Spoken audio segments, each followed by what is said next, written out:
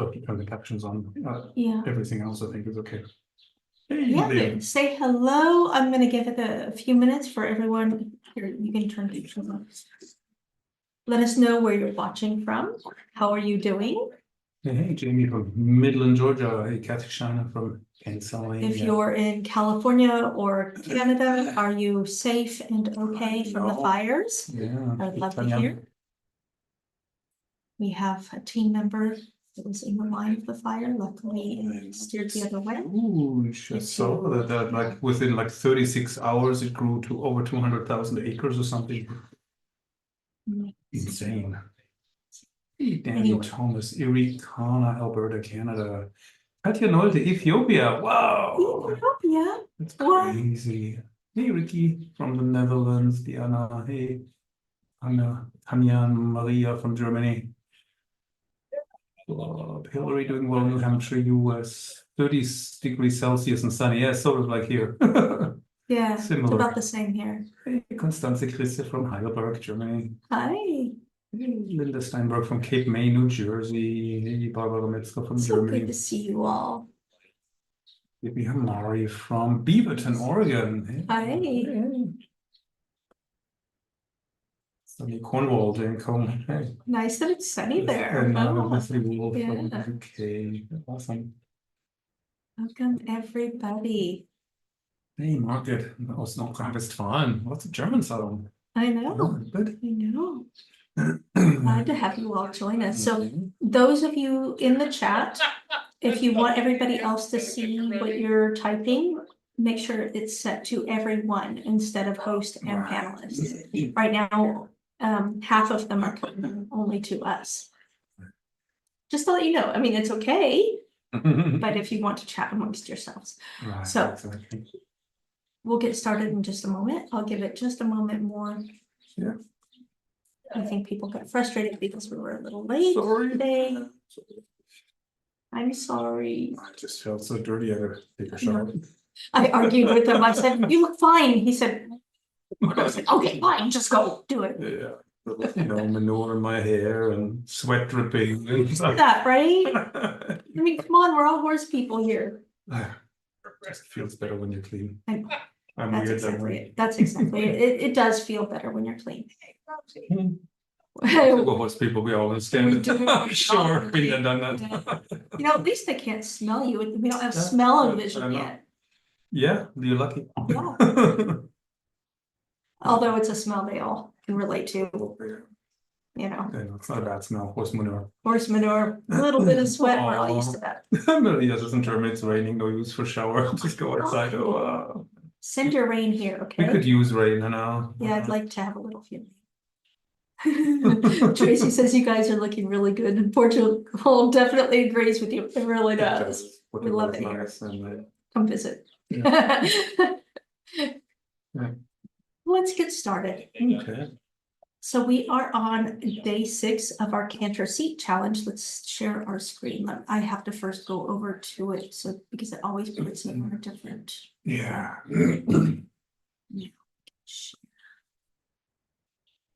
Wow, Kevin notices there was so much rain. Hundreds recently died in a landslide. Oh my God. But yeah, were you the one in Ethiopia? Yeah. Because I missed that. I didn't hear that. It's not on my radar. Wow. I had no idea there was so much rain there. Yeah, I didn't either. Yeah, I don't. I hear about the North American weather and the European weather, but I don't really hear about the African. Yeah. Wow. Okay. That's really horrible. Hundreds died. That's really horrible. Serious. Maria says heat wave in Ireland over 20 degrees. Global warming. It's over 20 degrees now. Oh my, what are you gonna do? Okay, we're gonna share the screen, get started. Oops, no, not share, present. Present. There we go. So we are here to talk about the whole rider and the whole horse and how this works together. Basically a holistic approach to the seat, but also in particular the canter. Yeah, of course, it applies with everything, but also, if you have questions, we will be answering questions. So if you have any questions from this week, you can just go ahead and start putting them in the Q&A. If you put them in the chat, we may or may not see them. We'll try to, but if you put them in the Q&A, we'll see them better. If you're watching on YouTube and you're live, I will monitor on my phone. I'll try to get to your questions on there. Anybody that's watching on the recording will also try to, on YouTube, we'll try to get to the comments and answer questions on there. I usually go through those once a day. Let's go next. Okay, here we go. So, in case you don't know us, I'm Thomas. I'm Thomas. I was waiting. I'm Shana Ritter. Yeah, so we have taught many clinics and instructor training workshops all over Europe, North America. And we would hear it over and over and over again from writers, even writers that were pretty competent, but writers everywhere struggle with the Canter at some point, often perpetually. And we wanted to help writers with this. So we developed a system over the years that is kind, it's important, thoughtful, and effective. And we wanted to get to the heart of training in all senses of the word. Writers really wanted to understand training, and we wanted to help them to understand it so they could be a better writer and trainer for their horses. And in the end, because this is what we believe in the end, when writers know better, they can do better. And that applies to all of us and all the situations happening. So, which we're not going to get into. Thomas here, my dear friend and spouse and partner, all of the above. He is the author of Dressage Principles based on Biomechanics and Long Reining from Beginning through Levade. Both of these were published by Cadmos Press. They're both out of print as far as I understand, but occasionally you can get a copy on Amazon or eBay. But they cost a pretty penny usually. And also countless articles in many, many publications, online as well as print publications over the many, many years. I'm a USDF bronze and silver medalist. I never finished and went on to gold because I stopped competing in 1998. I didn't want to compete anymore. Together, what? 2008. Oh, you're right. A typo. That's First typo of the day. High five. We met in 1998. We did. We met in 1998. That would make me really old. Even older. Only 10 years off. That's okay. 2008. It's funny that it's exactly 10 years.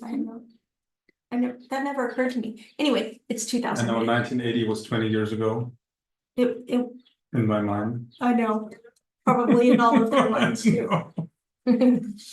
Anyway, okay, 2008. So that's when I stopped competing. That was also when I got pregnant with our first child, and I'd had enough. Together we create and orchestrate the Artistic Dressage program of online courses, online trainings. We help writers all over the world this way without having to fly anywhere. Awesome. Yeah, it enabled us to scale our reach so that we could reach more writers and help more writers, because if you're just flying to one location at a time, yes, you can work one-on-one, but you can only really help so many in a certain amount of time, you know. So this helped us to be able to reach more people. And so, yeah, we live in Portugal now. This is where we live. We don't literally live on this beach, but we actually, it's the town near where we live. But in the picture here over there, that beach over there, that's the beach I walk over there when I walk on the beach. And we can walk there from our place right here. I'm not bragging, I'm just saying we love it here. We love Just where we are. A kilometer inland from this little sandy beach here. Yes, in the background there. So we have a regenerative farm near the ocean with our Lusitanos and Lipizzans. In 2017, we transitioned from traveling on the road, teaching clinics year-round, to teaching online. And this has enabled us to stay home, ride our own horses, as well as be present for our children. That was one of the things that was happening when we're on the road traveling. one or both of us can't be there for the children, and that was really important to us, as I'm sure you can all relate. Today, we're not talking about that though. We're talking about the whole rider, the whole horse, a holistic approach to riding well, training well, sitting well in the canter. This has all been part of our 2024 Canter Seat Challenge. If you've not been a part of it, because I know we have people that show up on YouTube watching that haven't been part of the challenge. So in case you haven't, we're going to do a quick review, and if you missed any of the days, this will also help. So I gave cutesy names to these common rider problems. So we addressed in this challenge 5 of the most common seat issues that riders have in the canter that prevent them from really being able to progress, move forward, and communicate effectively with their horses. The first one was tipsy. That's when the rider is tipping forward. I want to talk about any of these really quick, just like one line. Yeah, I mean, if you watch the challenge videos, we'll go into the details. Tipping forward is a common thing that people lean forward with their shoulders, put the horse on the forehand. Can be insecurity, can be lack of balance, but it's a very common problem, right? That people just get too far ahead of the vertical. I think most riders make this mistake. I mean, I used to make it too. I think everybody goes through a phase where they tend to do that. And you can push the horse on the forehand. You can get the horse behind the aids, behind the seat, behind the leg if you tip forward too much. So it can become a problem. And then so we give you some tips on how to overcome that. So if you want those tips and you missed day 1, go back and watch day 1 when you get a chance. Yeah. Day 2, we talked about pumpsy pushy. That's pumping with the shoulders, each side of the canter where the shoulders go forward and back, and pushing with the pelvis. These two are related, obviously. It's a bit of a whiplash motion with the shoulders and the head of the rider, while the pelvis gets kind of pulled forward by the horse's back and then pushed back. And in the second beat of the canter stride, the horse pulls your pelvis forward. And if the horse is on the forehand and cantering downhill, you feel that forward pull very strongly. And if your seat is not very solid yet, then you just get swept along essentially, right? And then your pelvis gets pushed forward hard, and then your shoulders fall back, and then in the third beat and then the suspension phase, your pelvis moves back a little, your shoulder falls forward. So your shoulders kind of go back and forth between being in front of the vertical and being behind the vertical, and your pelvis gets kind of swept along and so on. And that destabilizes the horse and puts him on the forehand. Right? So it's a very common problem that everybody has at some point. So day 2, we give you some tips on how to fix that. Day 3, reinsy back, front to back riding, trying to shorten the strides or collecting with the reins, which can lead to a 4-beat canter or a lateral canter. That can be a big problem and puts the horse on the forehand, kills the impulsion. Right? So we give you some tips on how to fix that. Then collapse day 4 is that, if you have a C curve in your spine, where usually it's the inside hip that comes up and the outside and the inside shoulder that goes down. So looking from behind, you have this. That feeling when you're just sliding to the outside in the canter, and it's kind of, you feel like you're going to slide right off the horse. I definitely dealt with that one too. Yeah, and it can be caused by a stiff inside hind leg of the horse that pushes the hip up. So you're sitting on an incline, you feel like the horse makes you slide off to the outside. But it can also be an asymmetry in the rider's seat. And then day 5 is the rider's legs kind of swinging like a pendulum forward and back. Swingsy. Yes, where your pelvis gets pulled forward by the horse's back. Very often that motion transmits itself to your leg, and then your entire leg swings forward to the elbow of the horse and then back. And that has some negative repercussions. So we talk about how we can overcome that. Yeah, so those were the 5 most common issues that we talked about. I know, we'll continue. So Katya said, I've seen different degrees of these problems with some of the riders at the Olympics today. Yeah, funny how that is, huh? Yeah, even at that level. So if you are struggling with some of these, don't feel too bad. Because first of all, we all do. you're really normal. Yeah. And second of all, even at the upper levels, even at the Olympics, they shouldn't be still struggling with it. If you ride in the Olympics and you struggle with these issues, we can help you. Yeah, well, Anyway. they're probably actually too busy to attend our webinar today, Maybe, Yeah. I would think. Yeah, but you see, I mean, the seat issues are everywhere. It's a lifelong journey. Yeah. Everybody has issues with the seat. Everybody has slightly different ones. You know, some are more common than others, but it's really a lifelong project. You're working on your seat all your life, no matter, you know, whether you're a beginner, whether you're an Olympic rider, or the riders and chief riders at the Spanish riding school, they still work on their seat. Because it's never done, right? It's like humans are just imperfect, right? And humans are always more or less asymmetrical, just like horses are more or less asymmetrical. So it never gets boring. There's always something that needs work, something that needs to be, improved. Yeah, Bob Hillary says the first part is to recognize you need help. Yes, to recognize it and to have the humility to receive help. James says I can do all these at the walk in front. Yeah. Yeah, oh, totally. For sure. Totally. It happens in all three gates. It's just the faster the gate, the bigger these issues become typically, or you see them more. Yeah. The bigger, the faster the gate, or the bigger the motion of the gate. The more helpless you can feel Exactly. in being able to address it. So we had some solutions for these. We had 5 imagery lessons that, of course, there's other things you can do too. And so we gave some other tips and strategies, but we also have an imagery lesson for each one of these, as you see here. Yeah, and these were things that have helped me in the past with And my our students. Yeah, with my particular issues, I tend to slouch, right? So people who have a hollow back may not be able to relate to all of them, but people who tend to slouch probably can relate to every one of them, just because that's what came up for me when I fixed my issues, right? So if you have similar issues to me, similar body type, then you probably can recognize yourself. If you have a very different body type, if you have very different patterns, then maybe you can relate to some of them, but not all of them, and that's okay. Don't worry about it. Yeah, they might not all work perfect for you, and that's okay. But you may find some of these they fix a multitude of issues, like the conveyor belt. We used it for the pumpsy pushy, didn't we?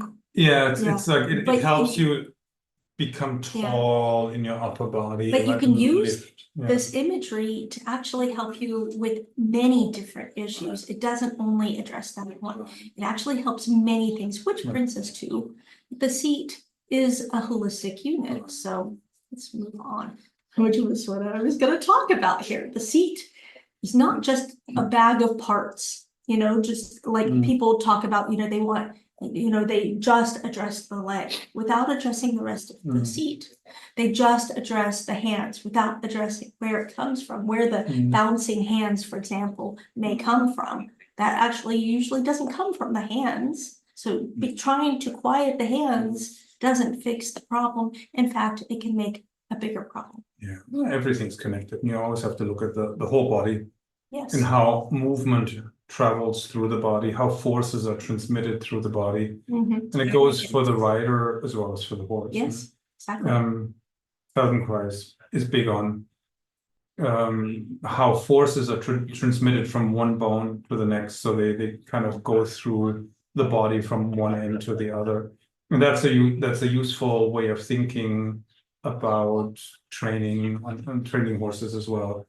So there's a lot of overlap between Feldenkrais for humans and then dressage for horses. It's very, on some level, dressage is like Feldenkrais for horses. Totally. It's also like so well. it's also like yoga for horses. It's also like bodybuilding for horses. Like it has aspects of all of those, but there's a significant overlap with the Feldenkrais. And so if you think of bones, where do the bones go, and how a force is transmitted from one bone to the next, from one end of the body to the other. That's a useful concept and helps you ride better and sit better. Yeah, so it is a finely crafted machine, not just a bag of parts, or because we don't really think of our bodies as machines, a system It's a complete system that should work together cohesively. And for those of you that play with AI, I had AI make this little image, and the legs are actually halfway decent. AI often makes like 5 legs or something. This left front looks funky. Yeah, it's a little funky, but at least there's 4 legs, you know? Yeah, the 2 Yeah, legs it's a are connected at the knee or something. Female knight, it looks like. Yeah, Which it is is. interesting. It's supposed to be a robot. A robot. Okay. Yeah. Yeah, robot just dressage rider. Mm. Steampunk Pretty. robot dressage rider. That's specifically what I asked it for. I don't use AI for a lot, but a few things. That's entertaining. It's funny sometimes, very funny. Okay, Mhm. so we could even call this a holistic system, right? So for fun, I looked up the meaning of holistic.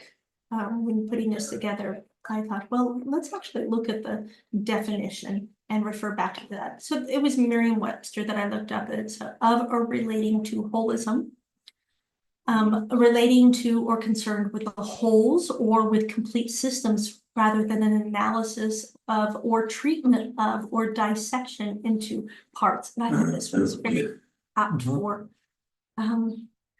our approach. Yeah, with the training of the horse and with the rider. Right. Yeah. And so holism is this, the whole is greater than the sum of its parts, which I can really relate to. I've referred to this so many times over the years. Even we often referred to that as far as our collaboration and partnership and everything that we do together, that each one of us could not achieve Right. what we could do together, you know, even it's not just Thomas and it's not just me. The 2 of us together creates this special synergy. Something that's bigger Yeah, than yeah, the sum of its parts. yeah. And same thing with you, each of you and your seat. Yeah, and the holistic approach in that sense is interesting because like Steinbrecht and the German authors were always saying you have to work the entire horse in emotion, right? Not just individual body parts. The Bolshevists tend to focus on individual parts and work at the halt a lot, and the Germans always say you have to work the whole horse in moving. And we actually do a little bit of both. We feel like there is a time and a place where you focus on one part and maybe you work it at the halt, and then you put it all together and you It's still related. ride forward and you see how the horse now moves as a whole, right? And then you may have to focus on another part, and then you look at the horse as a whole. It's like you zoom in, you zoom out, you zoom in, you zoom out. You can address like one area of the body with an exercise, then you zoom out, look at how the whole thing works together.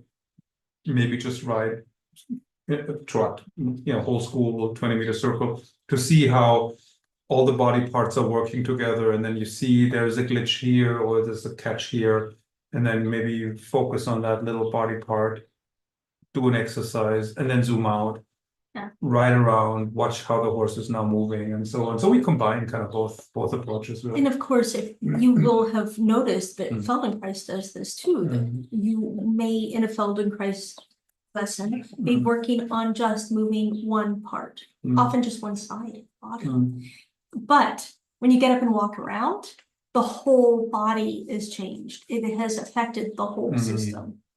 Yeah, that always freaks me out with the whole Feldenkrais thing, that sometimes it just zeroes in on one side of the body, do the exercise just on one side, and then afterwards the whole body works better. And of course in dressage we're so drilled to work everything in both directions. Like whatever you do on the left side, you do on the right side as well. And just doing something on one side only just feels I have this urge to do it in the other direction. Oh, I always do too. And there's nothing wrong with doing it in the other direction, but it's sometimes really interesting to see how even when you don't, the other side is still affected. The brain is affected, and the brain will apply the lessons it learns from one side to the other side, which is really, really interesting. Yeah, Kali Kolka did a lesson once in a clinic with a student where he only worked on the left rein of the horse, like for an hour. And it didn't go to the right at all. I still don't know why he did that. The horse got better. I don't know what the reasoning was or what his thought process was. He didn't explain it. Yeah, he never really made that explicit. But yeah, I was like, I've never seen that before. That you just stay on the left rein the entire lesson, and yeah, I mean it worked out, but I don't quite know why or how or defied our understanding. So interesting. It was interesting. Yeah. So a holistic approach to the rider's seat. The problem with breaking seat issues down into individual problems is that none of these problems operate on their own. Actually, let me fix my mic. I'm sorry, guys, if you couldn't hear me. I just realized it was swung to the other side. In isolation from other aspects of the seat. The seat operates as a whole. When we influence or correct one aspect of the seat, we're always inadvertently, what we just talked about, affecting all the other parts of the seat and the rider's body. Therefore, we need to look at all corrections in this light. It is important to focus on the whole system of how the seat works, rather than just individual parts or symptoms. Yes. Yeah. For example, we could mention a few typical things that people correct, like the collapsing. We fixed it by giving an imagery of stepping into the inside hind, which helped you solidify your core muscles and stabilize your seat. But a lot of people will just correct, they'll see the problem in the shoulders, actually, that the shoulders are doing this, and they'll tell the rider just to put the higher shoulder down or to lift the other shoulder. So the rider, the problem is still there. They're just fixing the symptom, and it can create then, in order to do this weird tweaking of a movement, you have to brace somewhere. You become rigid somewhere. Your rib cage becomes rigid. You end up holding your breath. You're having to compensate somewhere else in order to do this. And in the end, it doesn't make for a cohesive system. Right. So let's get to the actual problems. Let's correct it at the problem level rather than the symptom level. And let's look at how all of these affect each other. So sometimes you, as teachers, we can sometimes see that there's this issue and this issue and this issue, and they can seem separate, but we know from experience that these are actually all related and they can all be addressed by this other thing. So we do this other thing and it actually addresses all of these things together because it is all one system. Okay.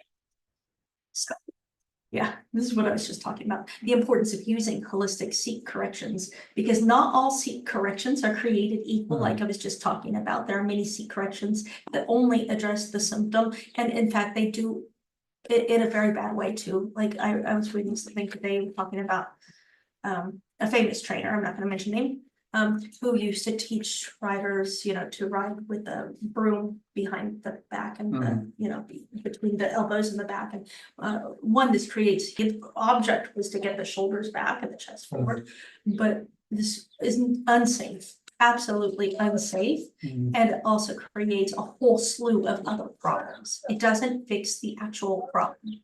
It's a superficial fix for a symptom that doesn't address the underlying root cause. That was a common thing though, to take the whip dressage repeatedly behind your back and Yes, it was. through your elbows. That was quite common actually. Yep. So Yep. it's one of the traditional things that teachers used to do to torture students. So. Right. Just because it was traditional doesn't mean it was the right thing to do. It doesn't mean that it was the best for the rider. Often the traditional methods are not always the best for the horse. I mean, at one point they took a cat at the end of a stick and used that to make the horse go forward with the claws. I mean, it probably works. It probably did work, but luckily, sad for the cat. luckily over the evolution of dressage, have come up with better ways of making horses go forward. And that continues to be able to be evolved, right? Yeah. So not all seat corrections help you to actually ride better. They actually don't. Some of them actually make you ride worse. I've seen many that do. Yeah, function is always far more important than form. Address the function and you'll get the form. An empty or false form, this is like posing on a horse. creates rigidity when you really actually just need connection. You need to connect the whole body, all body parts together. You need to connect to the horse, and then this actually creates the function. Or through that, you can get the function that you need that creates the form that will actually be effective. So you'll notice that all the imagery lessons we use this week, they work together. And they work together holistically to influence the function of your seat rather than producing some rigid false form or correcting a mistake without taking into account how that correction affects the rest of your body and seat. Anything more to say on that? No. Okay, this is where I was hoping you would add some more in, Thomas. Yeah, a balanced and effective seat is vital for the canter. This is why. An unbalanced, ineffective seat cannot give clear, concise aids. It cannot communicate optimally with the horse, and therefore it can't communicate optimally. An unbalanced, ineffective seat will force the rider to grip because you end up gripping just to stay on. An unbalanced, ineffective seat will always disrupt the horse's balance and prevent any improvement of the horse's balance development. Yeah. I go through it and then Yep. I'll Okay, say a few things. okay, good. An unbalanced, ineffective seat will not be able to straighten the horse. You can't effectively straighten the horse, which will block any sustained progress in the canter. The canter, it's very, very important to straighten the horse. Many of the problems we have in the development of the canter, training of the canter, is due to the horse's natural crookedness. An unbalanced, ineffective seat will create top-line musculature problems and can also create pain or discomfort for the horse. Yeah. And an unbalanced, ineffective seat can also create misunderstandings and behavioral issues. And this is not a definitive list. There are more. This is what I came up with really quickly today, putting this together. I mean, a lot of it comes back to physics, right? If you're unbalanced on the horse, you will fall off, right? Like if your center of gravity, If you don't do anything. yeah, if your center of gravity starts to drift a little bit towards the edge of your support base or beyond it, you will fall off unless you hang on. All right, so that's why any time the rider starts to feel unbalanced, they grip with their legs, they hang on the reins. It's instinctive. You can't help it. You will hang on because you will do anything not to fall off. Same for the horse. If the horse feels unbalanced, they feel insecure, they will start bracing with their forelegs against the ground. They will get rigid in their neck. They grip the ground essentially. Yeah, they push with their feet against the ground and they push their back and their hips and their neck against the rider. Anything not to fall Yeah, they down. brace Right? the neck, they brace the jaw. Exactly. You know, when they're unbalanced, it creates a whole bunch of other effects. Yeah, that's why the old master said that balance and suppleness are really the cornerstones of dressage. It always comes back to balance and suppleness. And of course, only when you're really balanced can you relax your arms and your legs. Because when you're balanced, you're secure, you won't fall off. Gravity feels like it's your friend. Gravity is what holds you on the horse. So you don't need to hang on. The same thing with the horse. When the horse is balanced, he can relax, right? He can, he'll probably engage his back muscles and abs and so on, the core muscles. So the muscles that move the legs can basically, just take care of movement. They don't need to take care of balance and not falling down, right? So the movement muscles will produce movement, and the postural balance muscles will produce posture and balance and so on.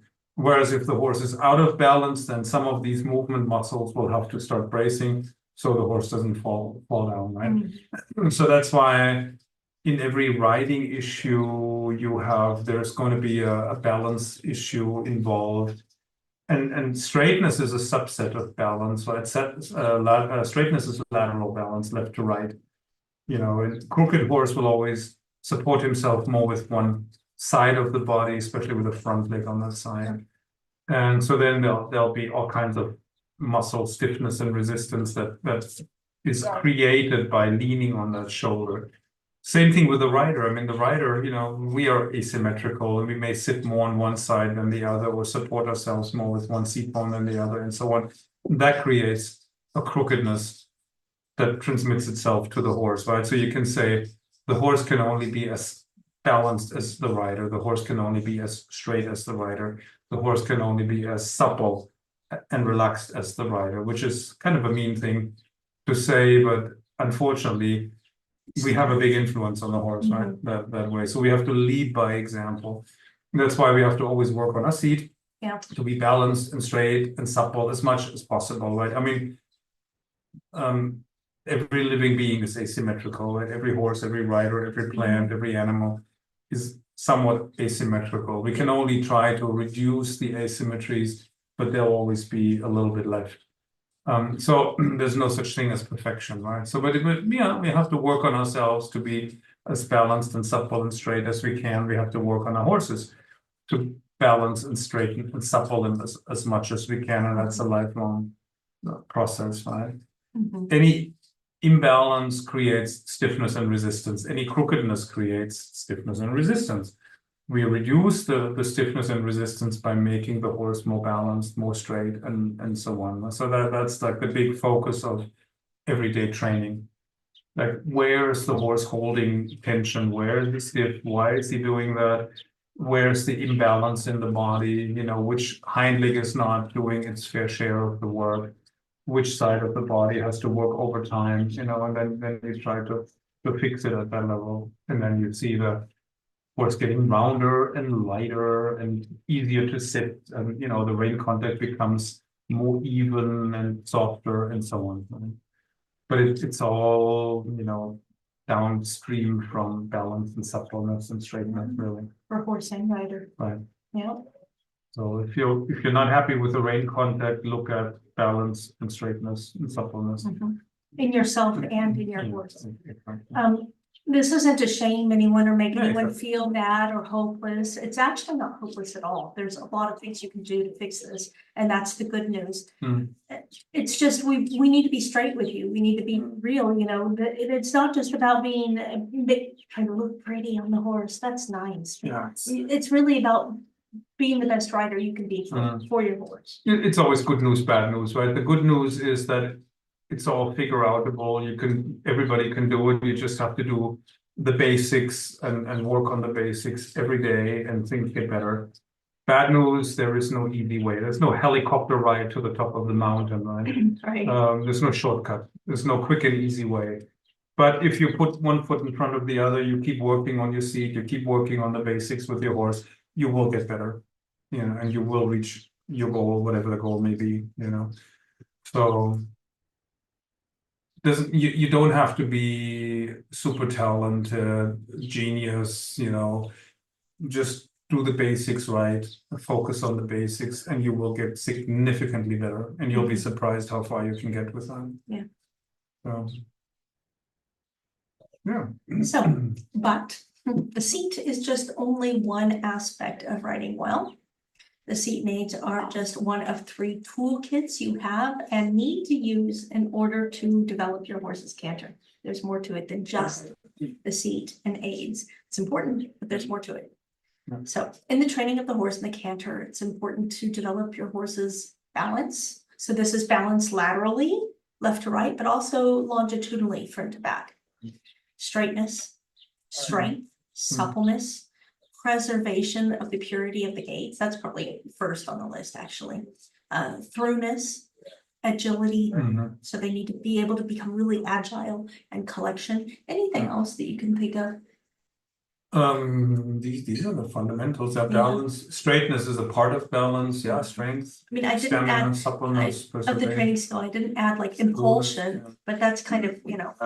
I mean, throughness is a function of balance and suppleness in a way. Sure. Agility, same thing. Agility also, body awareness, coordination, connectedness, you know, between the different body parts, between the horse and the ground, the horse and the rider, different parts of the rider's body and the horse's body. It's like this 3D network of connections, of energetic connections between the horse and the rider and the ground. You know, made a much longer list with coordination and body awareness, blah, blah, blah, blah, all these things. Yeah, I mean, these are all the essentials. These are the things that I think of that we actually, you know, what we use the exercises and movements to develop, that's what we're gonna get to.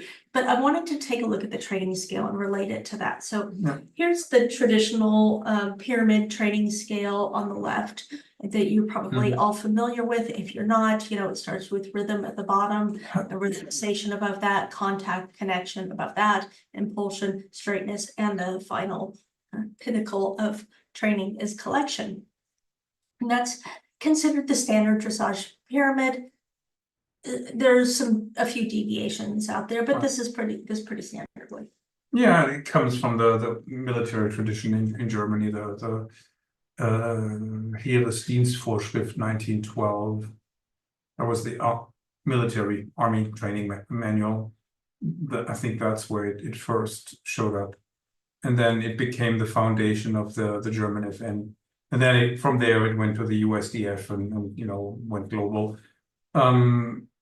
It contains a lot of the relevant parameters and the relevant categories, of gymnastic training.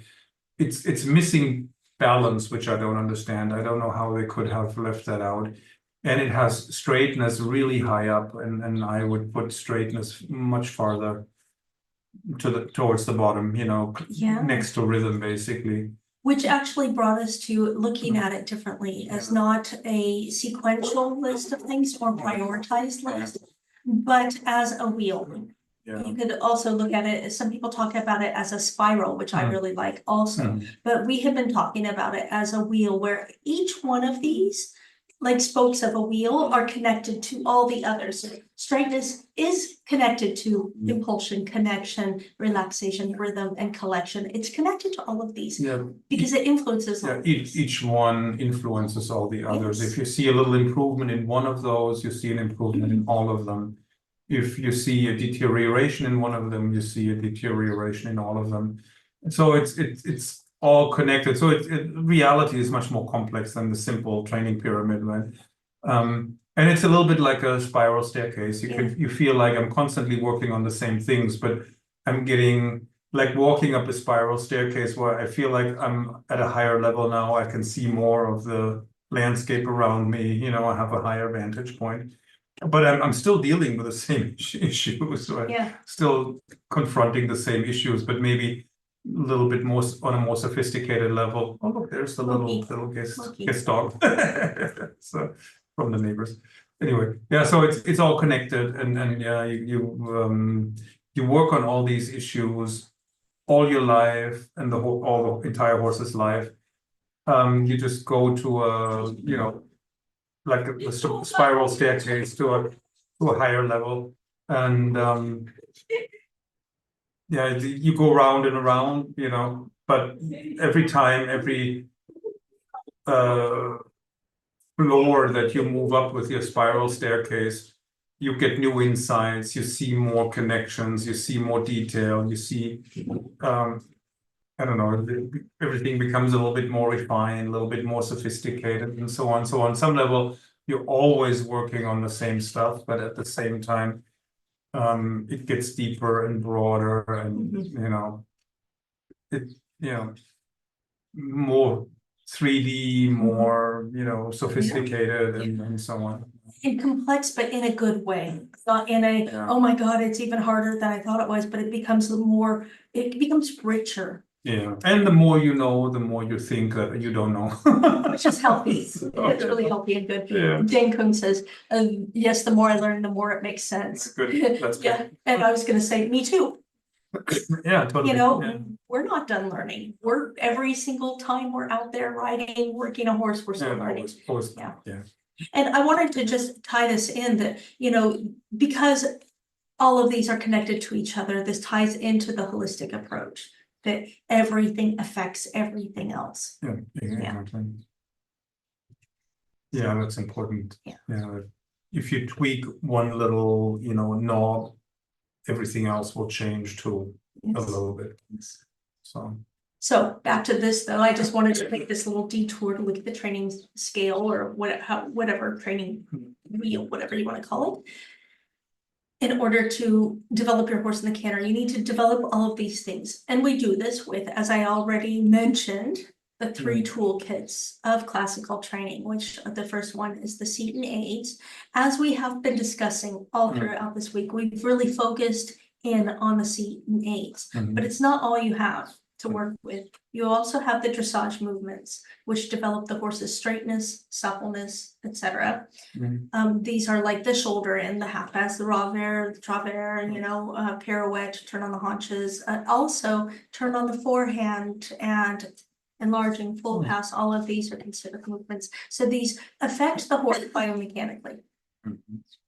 And we also have the patterns and arena exercises, and these also then develop the horse's agility, coordination, balance, etc. These often involve dressage movements, and of course, all of this involves the seat and aids. You can't take one away from the other. It's not like you're writing a movement, but you're not using your seat and aids, you know, that doesn't exist. And it's like, you know, you can't separate, once you've poured the milk into the coffee, as like I have iced coffee here, you can't separate them again. And the same thing, these are connected, they're mixed together all the time. Yeah, I mean, of course, with the seat and aids, you communicate to the horse where you want to go, you know, which road you want to take in the arena and what movement you want to ride.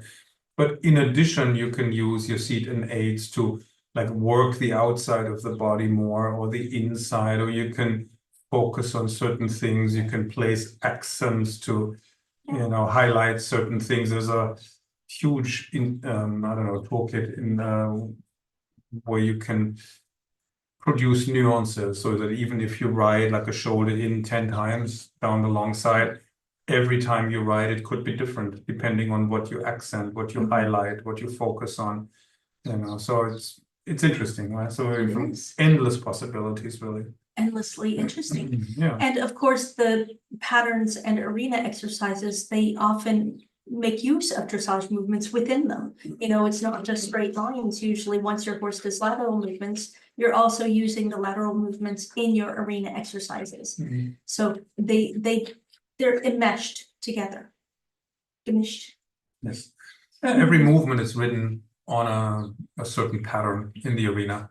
Yeah. Whether it's long side or diagonal or half school line or quarter line, center line, circle, it's always, you always write a specific line, and then you either write single track or you write a lateral movement on that line, and then the seat and aids communicate. So you see, it's always, it's mixed together, it's blended together, and then you can make specific exercises that have combinations of arena patterns, turns, transitions, lateral movements, etc. And then I mean, you get this very rich blend of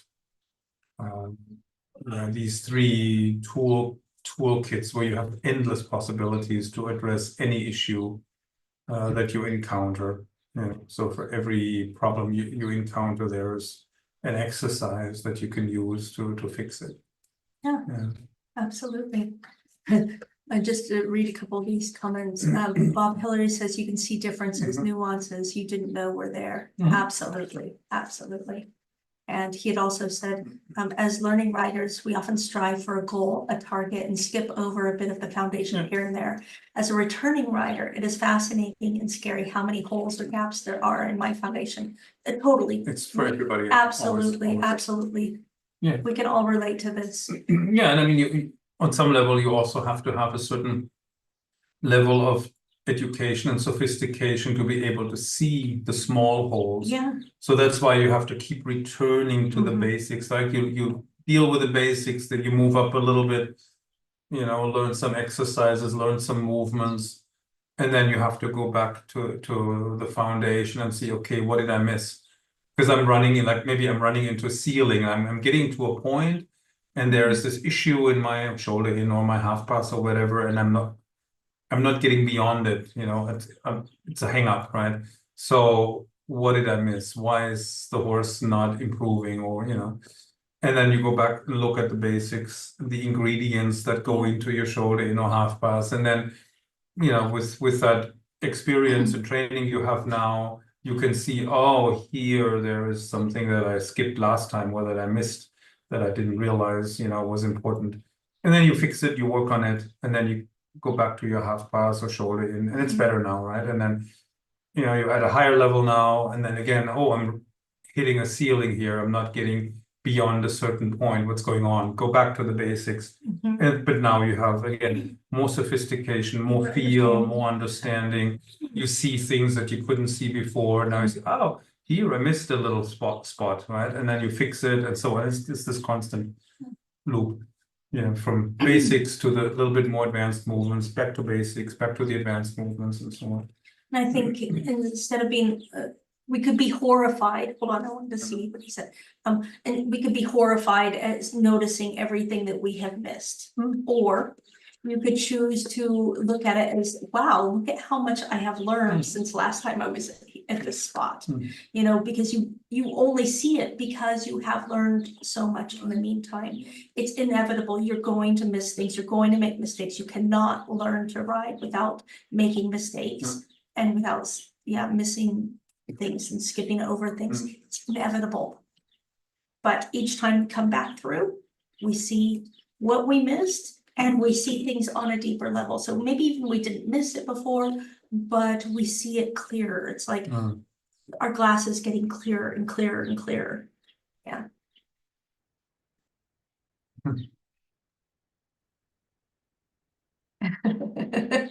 Who said there's way more to riding than kick them to go and pull them to stop? I don't know who said that. But I don't know.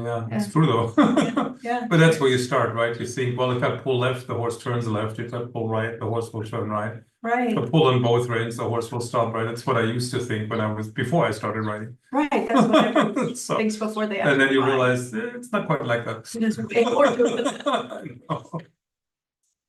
Mags Ashworth says, I remember being told my horse had many holes in his training. I since know I still have many holes in my training. Sorry, I don't know how to turn caps off. Yeah, I thought you were yelling at me. Just kidding. I don't. It's okay. Yeah, so let's move on to the next one. Okay, so of course, none of these operate alone, right? All three toolkits work together holistically to train the horse. So the rider's seat names, and I used a little carousel horse image for that. Dressage movements, I used a pirouette or a passade, for that. And the patterns and arena exercises, all of these work together. Yep, exactly. So back to us. In 2017, we put together a short program to teach riders exactly how to use these three toolkits to develop their horse's canter. It started really small. It was a request from the community that after our first course, they said they wanted something just for the canter. We're like, well, sure, we could do that. We put together a little 1 month intensive program. We thought, okay, 1 month, really focus in on the canter, and then you zoom back out. Little did we know. It became clear because the riders then requested it that we needed to expand the program even more to take the riders through the entire training process, not just, kind of an overview and this is what you do and here's some exercises and there you go. Good luck. They wanted us to really guide them through the entire process of preparing the horse, the pre-canter stage, preparing the horse and the rider with all those skills, prerequisites, everything they need before they even begin the canter at all. Because essentially there's no point in pushing an unbalanced, unready horse into the canter too soon. So this stage prepares the horse for the best possible canter transition for where the horse is at that time. Of course, that canter transition continues to get better and better through training too. The next stage is the canter development stage. So this stage then develops the canter departs and really takes them and polishes them. And also the down transitions into the trot, walk, and hold, lengthening, shortening the stride, a medium and extended canter, all of these. And then shaping the canter, making the canter more uphill, more buoyant, more expressive, straighter, all of these things, and increasing the strength and duration of the canter work. So increasing the fitness level of the horse in the canter, because initially the horse can barely keep the canter for maybe a 20-meter circle because that takes a lot of strength initially for the horse. But through the work, the development, pretty soon that's easy. The horse can do more. You keep adding on, the horse can do more and more. It's a strength training issue. The next stage, the third stage, is where you introduce the counter canter. And this really uses the plie, which is a form of counter canter. Really, it's like a leg yield in the canter and the counter canter to further develop and straighten the horse. And then that's where much of the polishing work is done. Counter canter is a brilliant tool to develop the canter. And then you can get into the much more advanced work like half passes, line changes, pirouettes, all of this that opens the door for you. So these are really the 3 stages, and that's what we ended up developing to help these riders and guide them through this whole process. So since 2017, we've now taught 8 rounds of this course of the Canter transformation course, yeah, with over 1,150 successful students. Yeah, and it's now 2024, and we're doing it again. That's why we're here today. So we are teaching this entire process again, starting on August 2nd. That's a week from yesterday, is when we start. Because of course, everybody wants to get to the fun stuff in the canter, you know? The line changes and the pirouettes, it's really fun. But there's a problem, you don't know how to get there right. And really great canter work doesn't just happen by accident, but it's also not a mystery. It is a science. And some art in there too. It's from craftsmanship. It doesn't happen by just cantering either. It doesn't? Yes. A lot of people think that you just need to canter a lot and then the canter will get better, but it doesn't. You have You're just practicing bad canter. exactly. So you really shape the canter and the quality of the canter with the walk and the trot work. Yeah. The old masters used to say the trot work develops the canter. Yeah. It gives the horse the prerequisites, the abilities that he needs. And when he's prepared enough, you can get a good transition from a good trot into a good canter. Yeah.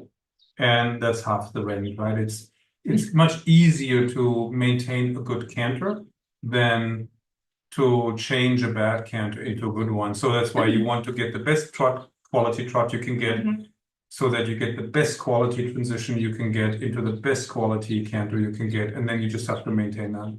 Whereas if you have a crappy trot, you get a crappy transition into a crappy canter, and then it's almost hopeless to make the crappy canter into a good canter, right? Yeah. So that's why also the old masters always warned against cantering too early with your horse before they have the necessary strength and balance and straightness and so on. And so yeah, spend time laying the foundation, preparing the horse, so you get the best quality transition you can get, and then it's much easier to develop the canter from there. Yeah, and you can do that with a systematic staircase of lessons. If you've been around us for any length of time, you know that we always really harp on about that, that you need to make it so that it's very progressive and it's understandable and doable for the horse. You don't just throw the horse into doing something that they have no skills or readiness for.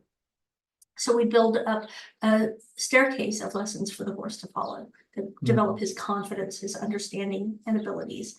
And so following this formula ensures that the horse doesn't become scared, tense, insecure. You don't want a horse that feels so frightened by the canter that they bolt. You know, I've seen this, you know, and you also don't want to, ask the horse to do something that he's not able to do too soon. You want to do the work to prepare the horse so that you set your horse up for success. So you build those skills first so that when you make that next request of the horse, he has that ability. And this way you completely bypass most of the problems, resistance, and arguments, because you're actually never confusing the horse, you're setting your horse up for success. Yeah. Is there anything we have to address in there? Later. Okay, okay. So this gets us to our Canter Transformation Training Program course. So this is a step-by-step process that takes you with your horse from, oh my God, no, please, not the canter. Wow. Yes, well, thank you. Yes, thank you. My horse does have an amazing canter. You're right. And we are beginning this process on August 2nd. In this course, you will learn what to do. Really important. So you know what to do. You're not guessing. Why to do it. You need to understand why you're doing what you're doing, why it works, and then how to do it. So the what, why, and how, of course, of the canter. So let me go through what's in the program. And if you have questions about any of the stuff from any of this or any of the stuff that we've covered this week, just go ahead and put your questions in the Q&A. We will get to them, don't worry. We're not only talking about the course, but I'm talking about the course right now. So in the course, we talk about the biomechanics. So this is biomechanics for intelligent writers. Intelligent writing doesn't mean you have to be superiorly intelligent. You just have to have the willingness to approach writing intelligently instead of willy-nilly. So the theory is broken down into bite-sized chunks which build upon each other week after week so that you learn some, implement some, learn some, implement some more, so that you're constantly putting into practice what you're learning. You're not just trying to learn all the theory first and then you go out and try to do it. You learn a little bit, you go practice that. You learn a little bit more, you go practice it. And what we call the Canter creation gymnastic training method. So every week you get 2 to 5 new exercises. These are training exercises for your horse to try out each week, which prepare your horse by building the prerequisites for the canter, preparing for the canter transition, polishing that transition, strengthening the canter once you're in it, developing the horse's agility and strength, and then eventually developing the counter canter. Each step builds upon the step before, so it's systematic and logical for both you and your horse. And we have step-by-step videos of the what, why, how explanation of our gymnastic exercises designed to take you and your horse from, oh my God, okay, I don't need to repeat that. It's funny, but don't have to repeat it. And for visual learners, we have a library of demo writers writing these exercises for those of you who learn best by watching others do it. And we are periodically updating with new videos. We're in the process of doing that now. Our demo writers are in the process of working on some videos for this course. So gradually we're replacing some of the older videos with new videos that are better. So, and everything you can print and take it with you to the arena if you want to, or put it on your phone, which is what now a lot of people do. But others like to print it and put it and laminate it and put it in a binder, and they have a little binder of their exercises, and they're taken very seriously. I love it. So every exercise, every PDF, everything in the course is downloadable and printable so that you can stick them on your phone. You can print them, you can take them however you want. You can, you know, some of the writers actually pin them to the wall of their arena so that they can go refer to them when they're writing. So however you want to do it. And there are some worksheets and assignments throughout the course that help you develop your eye and understanding, especially when we get into the timing of the footfalls and feeling the footfalls. It's really helpful to have worksheets and assignments that you can do that really help you solidify your understanding with your horse. And I called it no seat, no canter. Like, I think I had no woman, no cry in my head when I did that. Sorry, this is Shana's brain. You don't want to be there. So we have 10 of these rider imagery lessons to help you achieve what was that? Sorry. Okay, to achieve a better seat to help your horse's canter. Also, it's not just about your seat. Some of them actually address how you approach maneuvering your horse as well, all using the power of your mind, which means I think this is really cool that you can do them and continue to improve even when you can't ride because of weather, illness, holidays, injury, all the things that can happen. So we also have Q&As. I called it the real deal, no BS, straight answers to your questions. We're not going to just skip over your question, give you the kind of textbook question that you're going to be able to, you could get from anywhere. We're going to actually go in depth into answering all of your questions.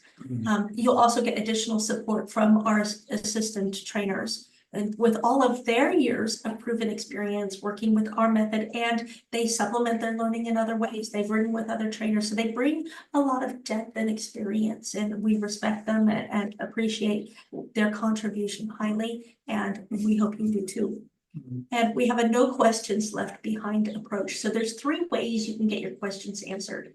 So you can, so no matter, even if you don't like Facebook, you can still come to the Q&As and get your questions answered. So we also have weekly yoga recommendations. These are videos that we chose taught by others, but they are curated choices selected by Catherine and me to help you develop your core, your balance, your suppleness. If you like yoga, you'll have fun with these. They're really great. They're some of my favorites. And then we have also 10 Feldenkrais lessons, such as we had on day 2, I believe, of this challenge. We had, I think it was day 2, we had a Feldenkrais lesson, maybe it was day 3. I'm not sure. I think it was day 2 though. Anyway, that's a moot point, right? It doesn't matter. We have 10 of these taught by Catherine to help you gain and develop balance, control, suppleness, and finesse. And we'll also give you feedback on your videos but you have to be in the Facebook group. That's the downside, because we have some people that don't want to be on Facebook at all. You have to be in the Facebook group to get feedback. You put your video in the group, and we and our assistants will give you feedback on your videos, answer any questions you have, and tell you whether you're on the right track or not, whether you're implementing it right, writing it correctly, correct you if you're not, tell you what you can do differently or better, give you tips, or if you're just completely stuck and you're just like, I don't know what is going on, I don't know what to do about this, put your video in there and we're going to be able to help you. Also, there's a certificate of completion at the end of the course for those of you who that becomes a motivating factor for you. Not everyone does, but many people do. They like to collect their certificates and put them up on their tackroom wall or in their binder of their materials that they're learning. You can get a personalized certificate with your name on it, signed by us, that you can download and print.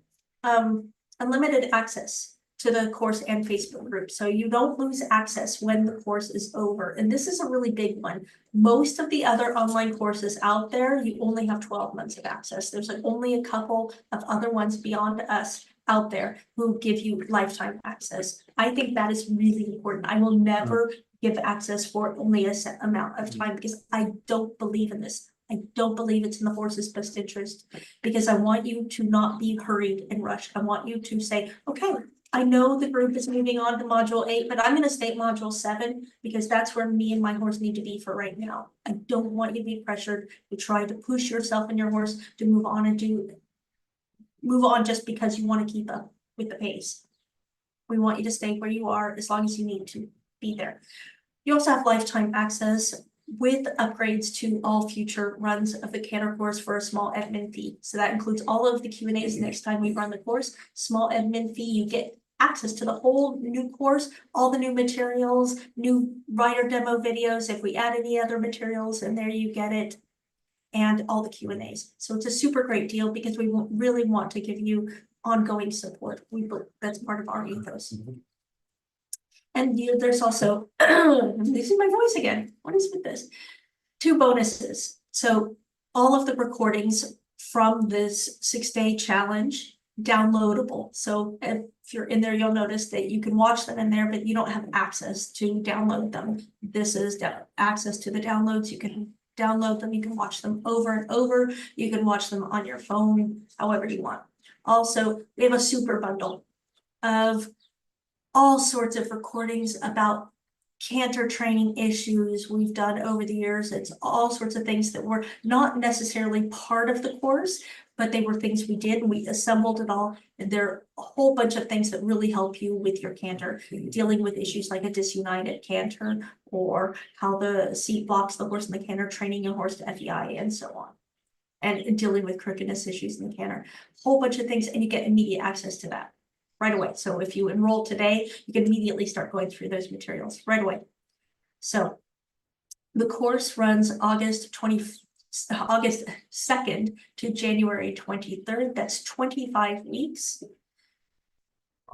25 weeks with some assimilation weeks, and we do take off during the Christmas for 1 or 2 weeks. I think it's in the schedule here.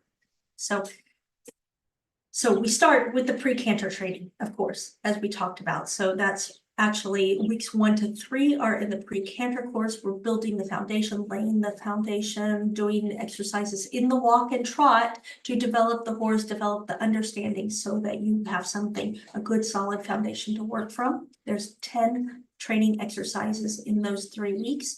And then you have a catch-up week. So if you fell behind or you need a break or you needed to go on whatever, life happens. You have a week to catch up. or assimilate. A lot of riders, they're up to speed, they just then repeat and just make everything a little bit more concrete. That's all good too.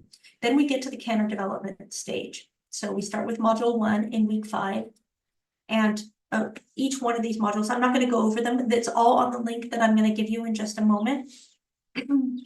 All of these, this is listed on there, but so you can see we start with module 1. Every one of these has horse training exercises, Feldenkrais lesson, and rider imagery exercise and yoga recommendations. Module 2, same thing. That week we're building upon the footfall understanding of the footfall sequence, working with timing of the aids and synchronizing them with the way the horse moves.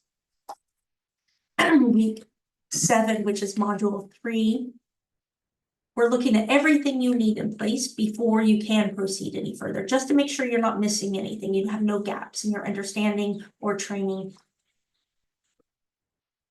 And then module 4 in week 8, we're really going into the trot to canter and walk to canter transitions, both of these, because at that point you have probably already been doing some transitions, most likely. And now we're starting to really develop these and make them even better. And then you have a catch-up week again. Then in week 10, we're on module 5.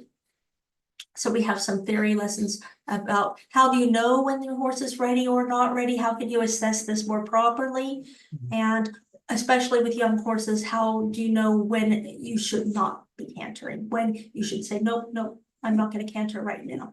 It's really important that you know how to make those very clear decisions. And of course, for training exercises that week too.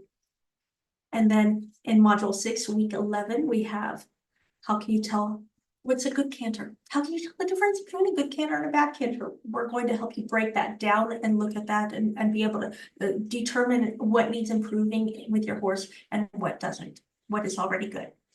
Week 12, in module 7, we're going to be working on down transitions. Down transitions from the canter to the trot, canter to the walk, and canter to the halt. And how to tell what is a good down transition? How do you know if there is a fault in your down transition to the walk, and how do you fix it if you do have a problem there, which a lot of people don't know how to fix. And then in module 8, we're going into how to tell what is a bad canter, how to fix a bad canter. So we're really starting to get into bad canter, sorry, bad joke. Into troubleshooting and problem solving now. Because some of these things will come up. Module 9, we start to have a lot of fun with shaping the horse's canter with our seat and aid, starting to use new fun seat and aid combinations, which create a really bouncy, buoyant effect in the canter and transform kind of a brushy downhill canter into more of an uphill canter. And then in module 10, we're going into working on longer reprises. So we're developing the fitness and duration of the canter further. It's really the preparation for the counter canter, which we get into in weeks 18 to 24. We're working on counter canter exercises. There's 11 counter canter exercises, all the way from the first bits of counter canter to actually riding things in the counter canter. Some riders never do. The first time they do this course, they don't do all of those exercises, and that's perfectly fine. You don't have to do every exercise to get your course completion certificate. You need to basically understand and be working on the materials, but you don't have to have everything done polished perfectly. That's not the way we operate around here. And then we have one more catch-up week at the end. And actually it says week 17, I'm not sure. I messed up there. No, week 25. So I know. It's okay. Yeah, I messed up there, but this is the final week here, week 25. And so, and that's when you can get your course completion certificate issued if you want it. So in this training program, it's a 25-week program. It includes the pre-canter preparation, the main canter development program, the counter canter finishing course, all the way through, supported with Q&As and support from us all the way through, feedback on your videos, everything. It's a guided, proven process, gymnastic exercises for your horse, all based on classical biomechanics-based principles. You get your completion certificate, lifetime access with small fee upgrades to future runs of the course. It's a great deal. You get your mobility for all, Feldenkrais lessons, you get rider imagery lessons, yoga lessons, you get demonstration videos from our demo rider team, feedback on your videos, support and feedback in the Q&As and in the Facebook group, all your questions answered all along the way, even ones that have nothing to do with the Canter. And yeah, the Q&As every 2 weeks we have a Q&A and lifetime access to the community. So you never have to leave the community, even if you never take the course again. If you want to continue to get support in there, you can, because that's the way we roll. And so the course runs August 2nd through January 23rd. It basically comes to this huge, crazy number of value, but it's only 750 euros. That's $805 in US dollars. We have other currencies available too. This comes down to, because it's 25 weeks, it comes down to only 30 euros per week for all the videos, instruction, PDFs, Q&A support, all of this. That comes to pretty, basically, if you put your horse in training for 6 months, 125 euros per month. There's no way you could find a trainer worth their salt for 125 euros per month. For the kind of support we're giving you, it's a total steal. So we also have a 100% satisfaction guarantee. We want you to get in there and try it. If you're unsure whether this program will work for you, or unsure whether you like the way we teach and the feedback we give you, we want you to try it out. The only way you're going to know for sure is by getting in and trying it. So we'll give you a full refund within 30 days of the start date of the course. So you have a full 30 days to try it out. If you don't like it, just send us an email, let us know, and we'll refund you. No problem. And so we also have some enrollment options. The best deal is to pay it all in full. There are other currencies listed here. I'm not going to read them off. You can read for yourself. We also have a 3-pay plan and a 12-pay plan. The best deal is to do the full pay, but that's totally up to you. And we do take bank transfer within the EU, but you have to email our team at ritterdressage@gmail.com, or just reply to any of the emails we send to you and ask to set up a payment plan or to pay by bank transfer. Yeah, and we can help you with that. To pay by bank transfer with payment plan or pay in full, and we can do that with you. So yeah, so a couple course members previously. There's a whole bunch more on the sign up page. I'm going to give you the link to that. You can read those, but there's just a couple that I grabbed to include here because they're great.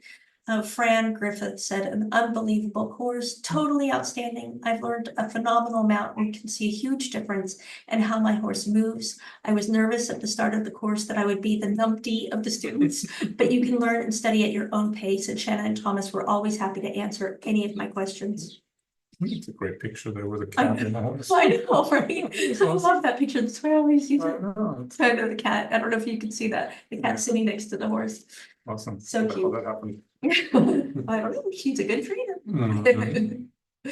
And then Cindy said, this is the best online learning site I've found, and love the Ritter's deep dive into biomechanics of dressage. Little by little, pieces are starting to fall into place. Thank you to the whole team for all that you do, sharing your knowledge and being grounded in classical dressage. Yeah, nice. And Catherine Trevelyan, who is in, I think, all of our courses. I think so. The Ritter courses have given me my confidence back. A year ago, I was almost ready to give up and just be an owner and find someone who could ride my horse. We were stuck in a cycle of 1 step forwards, 2 steps back in our training. I felt overhorsed and completely inadequate. A year later, I feel so much more empowered, and my relationship with my horse is so much better. I enjoy riding again, and I know that he and I are on the right path, and I've found the right community of people to help us succeed. And it's been a wonderful journey to watch the two of them. It's been really great. She's really a great team with a horse, and she's doing a great job training her own horse. She doesn't need anybody else to sit on the horse. She does have an at-home trainer she works with, and she uses what she has in our courses to supplement that.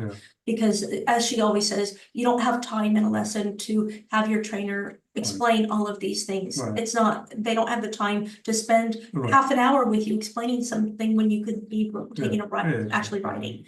So she gets all the explanation for the things that help her make better use of her writing lessons at home.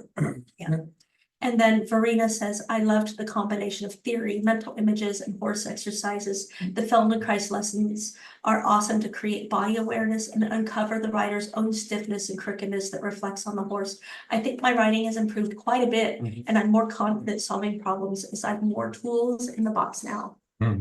Yeah.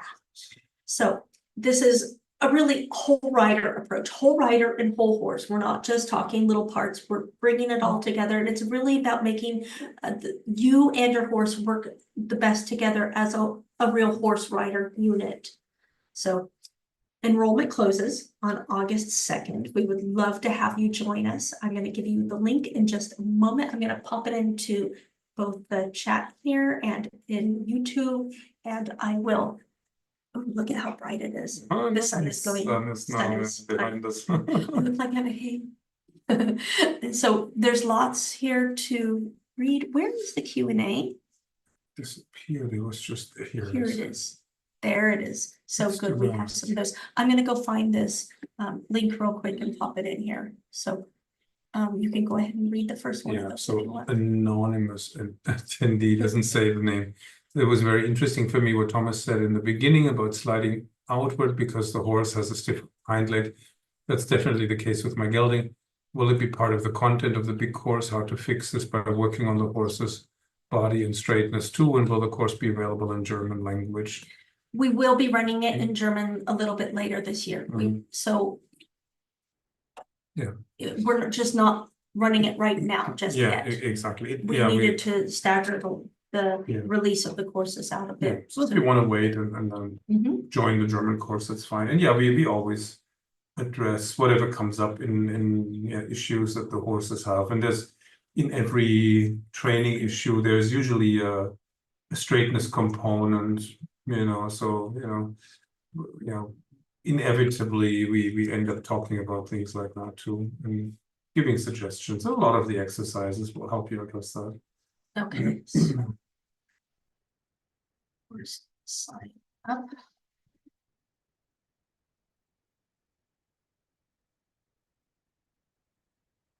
Actually, that's not looking like the right link. Hold on a minute. I need to go check something. Okay, so you read the next one and because we have to be on here at the same time. Yes, so I need to it says, do you have a book on patterns and arena exercises that's for sale? We have lots. We have ebooks. They're in our store. If you go to our website, artisticdressage.com, and click on store, if you can go through the German site too. I don't know. They're called Arena GPS in English and the Reitbahn Navi in German. And so go to klassische-reitkunst.com and click on the shop, and in there you can find all of the ebooks for sale. I have to go.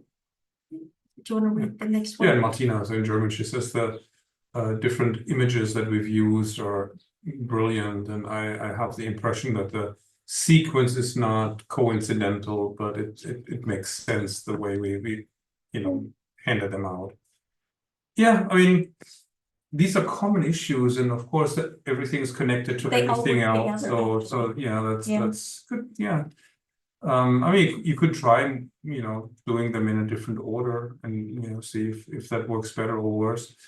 But yeah, I mean, these are all images that helped me with my own seat issues, So, and I'm always hoping that if it helps me, it may help other people, because I'm probably not the only one who has that particular issue.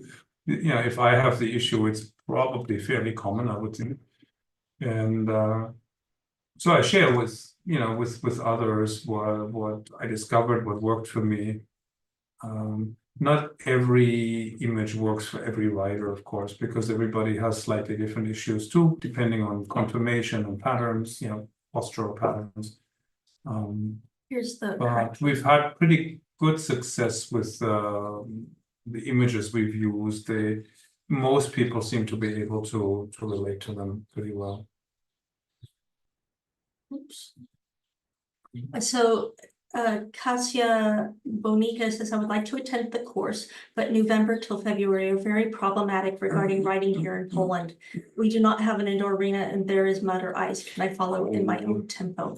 Yes. Of course. Yes. Always. That is big part of our ethos. Of course, the Q&As for the course run through that time, but then next time that we run it, you can, it's usually a 25 euro fee for the upgrade to the next course. And so you can just continue with the Q&As then, and that way, and you can get support in the Facebook group too. So just go at your own pace. So many of our riders do that. They just go at the pace that they and their horse need.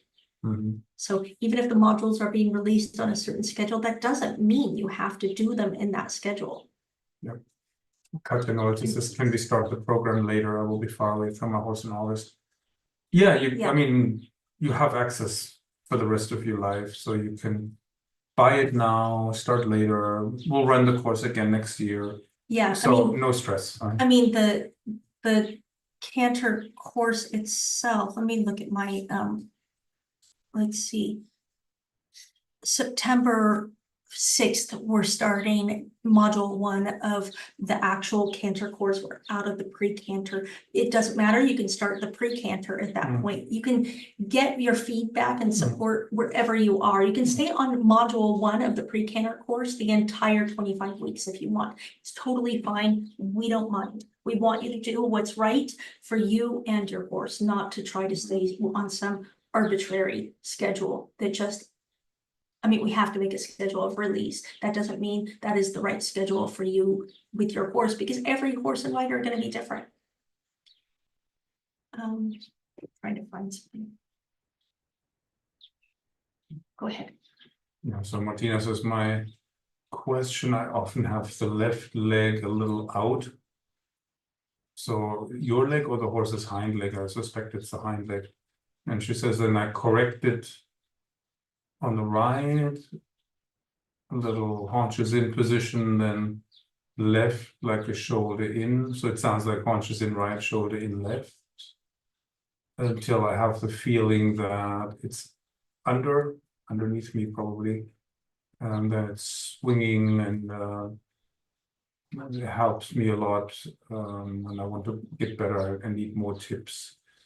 Well, I mean, if the horse kind of moves the left hind leg a little bit off to the side, then yeah, I mean, you have to play a little bit, yeah, with engaging the left hind leg, maybe turning the shoulder to the left. And so ultimately you have to teach the horse to support the weight with the left pair of legs as well as the right pair of legs. If the haunches want to go left, so the left hind leg goes next to the body, then the horse probably tries to support himself with the right front leg, you know, more than he should.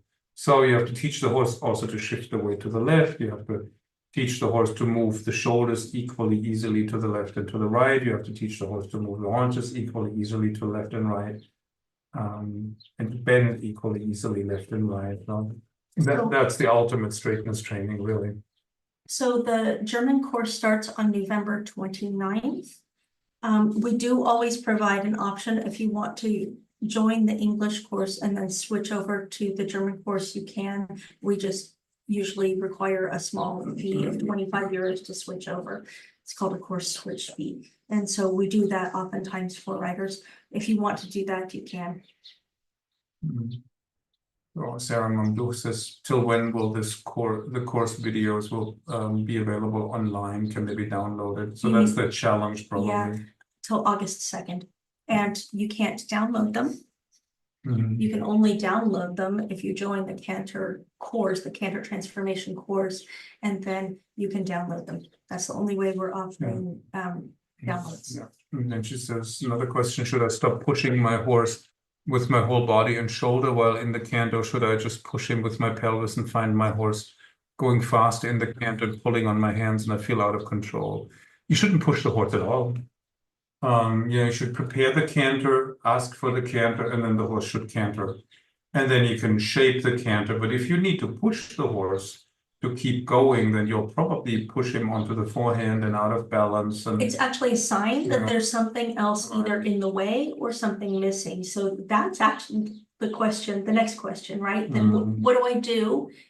How do I keep my horse going, or how do I get my horse in the canter if I don't push? That's your next question then. So then then we can go deeper into looking at that. What is preventing your horse from maintaining the energy of the canter? Because that's really the horse's job. Or not allowing the horse to canter. How can you aid the horse better so that you don't have to be pushing the horse or aiding every stride to make the horse canter? You know, so those are the next questions we get to dive into. Yeah, so Martina was saying here, I've managed with Olivander, the horse, that he doesn't stumble anymore, and so he can trot and canter in the forests. Like he's a horse that has some medical issues and some injuries, so it's a little bit problematic. And so, but now he's able to do what he used to be able to do, but she wants to improve it more. So he wants to ride it more uphill and so on. So she needs more precise instructions for the seat, you know. And yeah, I mean in the canter, in the first beat, when the outside hind is on the ground, the withers come up, the forehand comes up, and you can support this with stepping into the outside stirrup, half holding on one of the reins, letting your own body swing up more. Yeah, you have to experiment a little bit with what works best for your horse. So in each phase of or each part of the canter stride, you can do different things. You can enhance different parts of the motion. And the first beat is good for lifting the withers up. You know, most horses canter too flat and into the ground. So most horses need a little bit of lift of the forehand. Yeah. Where are we over here? We have two. Okay.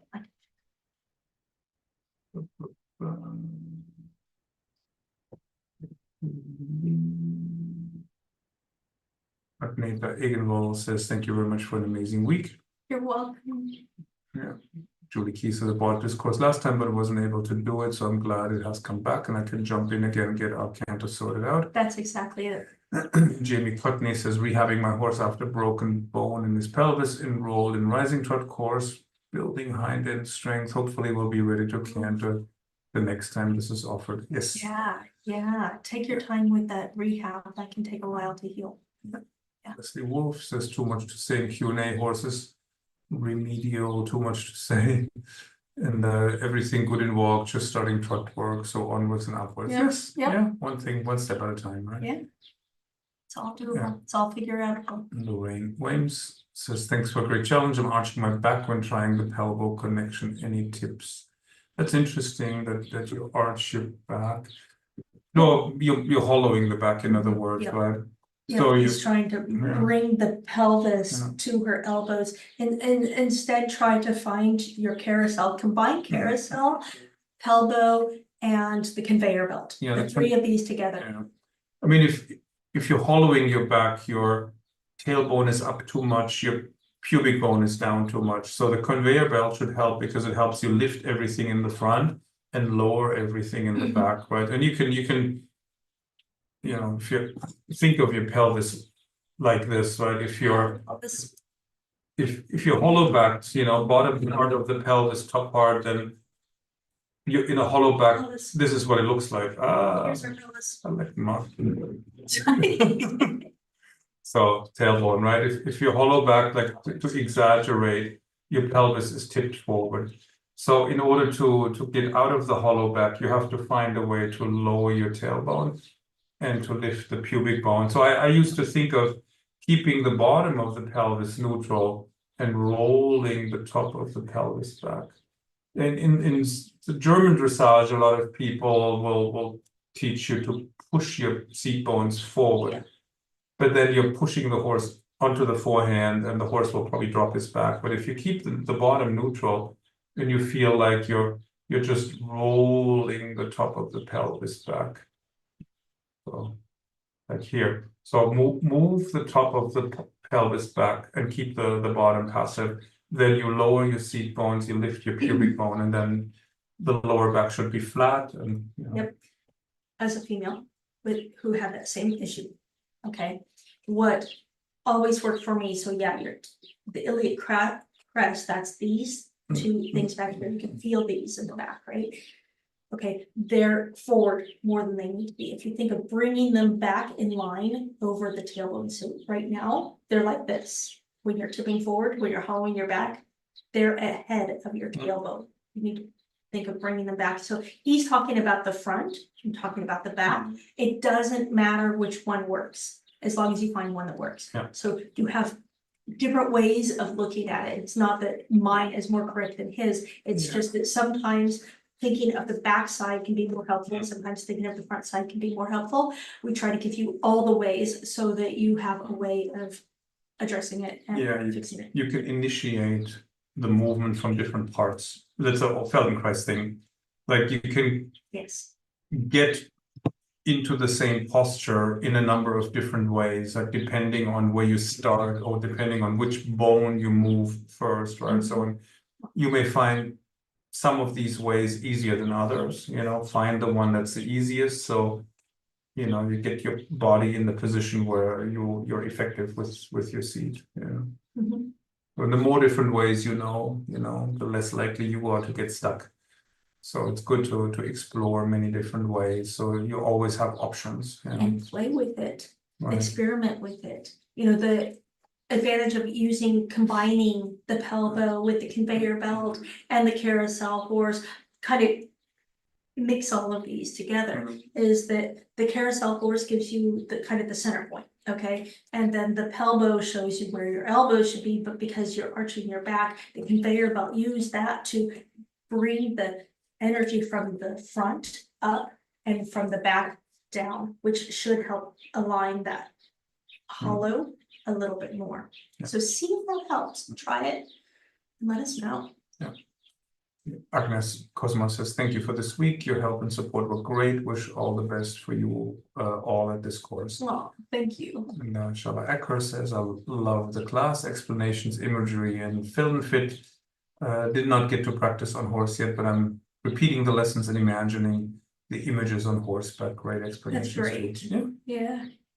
Visualization helps. Also at night when you go to bed, think of these things and visualize them and fall asleep thinking about them. That's what I used to do obsessively, and it actually helps.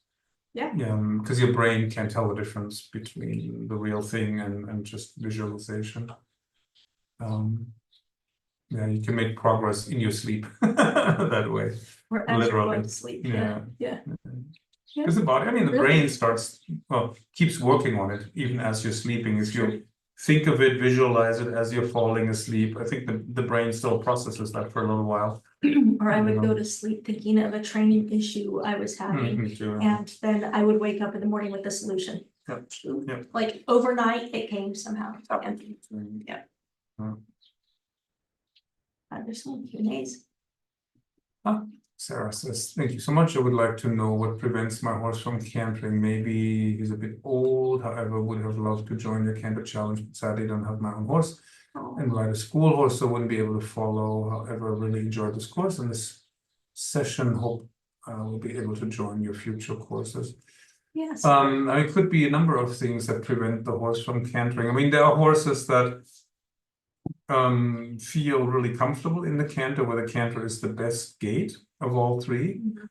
With them, it's not so difficult. And then there are horses that are trot horses, where the trot is the best gait and the canter feels awkward, and then it's a lot more work. They will these trot horses will try to stay in the trot and go everywhere at the trot. Like if you watch them in the pasture, does the horse canter voluntarily? How does he canter? Or does he prefer to stay in the trot? Does he only canter when he's really in a hurry and he has to go somewhere really fast? And in those cases, it's a lot more work. Would be good to see a video of the horse, and we could tell you a little bit more. Of course, if it's a school horse, then there's a whole other host of issues, like horse being ridden by a variety of riders. They're usually not very advanced, so he may have all kinds of stiffness and crookedness issues, muscle blockages from all the lower level riders that ride the horse, and that make it hard for the horse to canter. So there it's could be a number of reasons why the horse And it has a very hard time likely cantering. could be more than one issue Right, all at exactly, the same time. yeah. So not so easy to detangle, you know, and figure out. But yeah, well, I mean, we'll see you in some other courses then. It's not a big deal. And we're glad you've enjoyed it. Ruth Bailey says, how would you encourage a rider to sit in the saddle in the canter? Horse canters well, but very occasionally gives a small buck. She says hovers over the saddle just in case it happens. Well, first of all, hovering over, when you're hovering, you're actually in a position to be the perfect trajectory to be launched out of the saddle. The safest place to be is to sit with your butt in the saddle. Yeah. Yeah. You're safest when you lean back a little, pelvis forward. You can even hug a little with your knees. If you're not sure if the horse is going to do anything, hug a little bit, keep your knees kind of going forward a little bit. And even lean back a little bit if you're unsure the horse is going to canter, because then the movement is absorbed with your pelvis going forward, and you're going back a little bit rather than be launched off the horse. It's counterintuitive. I know it feels wrong. That's where knowledge actually has to override your intuition in the beginning stages. Once you have this knowledge built in, it becomes intuitive to do this. When I feel a horse is a little iffy, I don't even think about it. I lean back, I sit back, because now that has become an ingrained part of my intuition. I mean, look at rodeo cowboys. You know, that's a little bit extreme, but do they lean forward or do they lean back, right? I mean, they often lean back until the head hits the croup of the horse because they stay on a little longer. Yeah. The natural instinct for humans, of course, is to go into fetal position, like stand up, lean forward, pull on the reins, right? Grab the horse. And that's the exact opposite of what you need to do. I mean, it's the fastest way to come off. If you stand up, lean forward, pull, you know. You'll go right over the shoulder. I mean, I used to do that when I was a beginner, and I had to really train myself. Every time something would happen, I would have to tell myself, lean back, forward with my hands. Yeah. Pelvis forward, hands forward, lean back, close your legs, you know. I know the first time I heard this advice, I was like, you've got to be joking. How? You know, like lean back and give with the reins when the horse feels like they're gonna buck your frenzy. Works it's the best advice. Yeah, it's counterintuitive. It's a leap of faith. The first time I remember, it's like, okay, it feels wrong, but here we go, you know. And then of course, when you do it and the horse stays controlled, then it's like, oh wow, it worked. And then next time it's gonna be easier, you know. It's like the first time. It's a real leap of faith because it's like, no way, this sounds wrong. I don't believe you. And then you do it because you know you trust your teacher enough. You do it, works. Because nothing else has worked, right? So you're like, okay, well, it's not working what I'm doing, so I'm going to try something else. Senior Bruce says, thank you for your answer. She definitely goes into fetal position. Thank you so much for these free courses. I'm really looking forward to joining the 4 courses soon. Good. Yeah, I mean, been there, done that with the seat and the fetal position, and then overcoming that, your inner, I don't know, hesitation, I guess, but it works. And once you've felt it, it's much easier the second time to go there because, it worked the last time.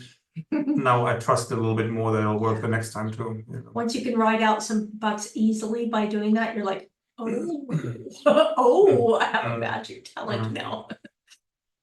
Yeah, Mark Leonardi says, any tips on how to get out of the habit of tilting the pelvis back within the canter movement? I think it comes from that school of pushing the horse with the seat bone. Yeah. Actually, what I sometimes do is like in the second beat of the canter stride, you know, your pelvis gets kind of pulled forward, and then you probably feel that you're doing this sweep. Yeah, what I mean, I had teachers who taught us to sweep the saddle like back to front every stride, right? Many riders teach, many trainers teach and this. What I do sometimes is like in the second beat, instead of going like this, I almost hollow my back because I tend to round my back too much, right? So I think of pushing my seat bones down and back. It's like a movement like this, and then in the next moment I go up. Yeah, instead of going like this, you know, like this. Forward and back, it's like resist a little and go up. resist. So this slight hollowing of the back works for me because I tend to make the opposite mistake. Yeah. If you tend to hollow your back, then it may Don't not do work that. well. But if you're also more of a sloucher than hollow back, then yeah, try that control hollowing, push back and down and up and go up. You know, in the third beat and a suspension phase, first beat. Yeah. Move your whole body up like this and then come back down like this and then up like this. So works for me, but you know, depends a little bit on your postural patterns But it and the sounds way you like shape. you Yeah, use some you're of probably those. similar. Yeah, I would think. You know, that's why try it. You know, if it doesn't work, we'll find something else. You know. Yeah. Yeah. Maria says, I found the image of moving the rider's inside leg towards the horse's inside hind very interesting. Would you do this in a specific pattern, for example, circle, volta, square? So could it be applied on straight lines too? Oh, yeah. Oh, yeah, for sure. Would you only do it in small doses or go back and forth between applying a little more weight on the inside hind and the outside hind? There's nothing you should do every stride all the time, Right. but it's not something you only have to do a tiny bit of either. If it's working for you and helping you sit better, then you do it. As soon as you don't need it anymore, you stop doing it. That's my answer. Yours? Yeah. Yeah. Nothing is ever done mechanically, you know, identically every stride, right? When the issue is that your leg kind of swings forward and back, what I sometimes do too is like I lift both legs off and then I stretch them back and down in the I second think and this third was beat. the inside hind and Yeah. the inside And leg. here it sounds like it's a question about weighting the inside or outside. And yeah, I mean, sometimes I weight the outside hind so the horse lifts the forehand more, and sometimes then I sit into the inside hind and you know, try to flex it with my weight, right? And specifically to fix collapsing, right? Mm. Where you're sliding off to the outside. So it depends. I mean, you can certainly combine that with the kneeling seat. You know, they're related if you notice. And you can make all these adjustments on Yeah. straight lines, curved lines, single track, lateral movements, you know, depending on what the horse is doing or what you want to change in the way the horse moves.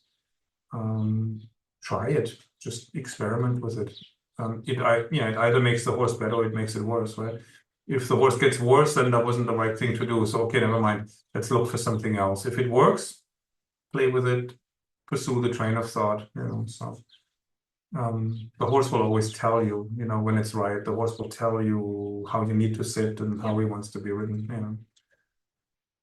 Sarah says, why should I give my hand while my horse bucks? Shouldn't I pull the rein? You shouldn't pull, but what you can do, of course, if the horse starts the buck, you can do a quick half halt, close your fingers and strong half halt to stop the horse. Right. But if you're not able to stop the horse, pulling on the reins, hanging on the reins is going to actually make the bucking worse. Yeah, and when the horse bucks, it's because it's behind the aids. Yeah. And if you pull and hang, you make that worse. So that's why, yes, you have to kind of interrupt that take off bucking with a quick half halt, like close your fingers. And say, nope, and you stop. But stop the horse with a seat. Yeah. But then you have to release and you have to ride the horse forward because you need to get him back in front of the leg and on the seat. Otherwise, he'll just buck worse and worse. Yeah, and if the horse is already in the bucking or pre-bucking mode, a quick half halt isn't just going to, the horse isn't going to stop and go, oh, cool. You know, usually then the momentum is still there. So you do a half halt, but you're going to have to give the rein immediately after too. And you're still going to have to ride out this energy that's kind of boiling up in the horse at that moment. That makes sense? Yeah. And I mean, if the bucking is bad enough, I might stop, get off, lunge the horse, see if I can get the horse to come in front of the aids at the lunge line. So nobody needs to ride through a bucking spree. It's not much fun. No, if I have a horse that just gives a little gleeful buck in a transition or something, it's very different than a bucking spree. If I have a horse that's about to or in a bucking spree, I do everything I can to get off because it's not worth my safety to ride it out. When I was young, I used to think you have to ride it out. No, you don't. You actually don't. And the horse doesn't win, you know, or think he's won by, you know, you getting off, you get off, you do what you need to do to get the horse into a better state physically and mentally. And then when it's safe, you get back on. Your body, your well-being is far more important. So, Leslie says, my horse has a bilateral pelvic injury, worse on the right rein. He can canter, but keeps breaking into a trot because of his left leg. He always strikes off on the correct lead. What can I do? Would be good to have a little bit more information. What kind of injury? Where is it exactly in the pelvis? The nature of it, the age, how long it's been. What does the vet say? The breaks to the trot. You say it's worse on the right. So it picks up the correct lead, but it sounds like in the right lead he drops out into the trot. I mean, it could be if the left hind leg is injured, that it's difficult for him to lift the body with the left hind leg into the right lead, or maybe he has enough strength to do it for 3 or 4 strides, and then I don't know, maybe the left hind leg fades or hurts, and then he falls out into the trot. So you can strengthen the left hind leg, supple the left hind leg with walk and trot work. And then, prepare, ask for the canter. When he fades, go back to from the canter to the trot, maybe to the walk, maybe take a short break, prepare, and then pick the reins up again, prepare, do a transition so that over time, so on the one hand, you strengthen that left hind leg and supple it with walk and trot work.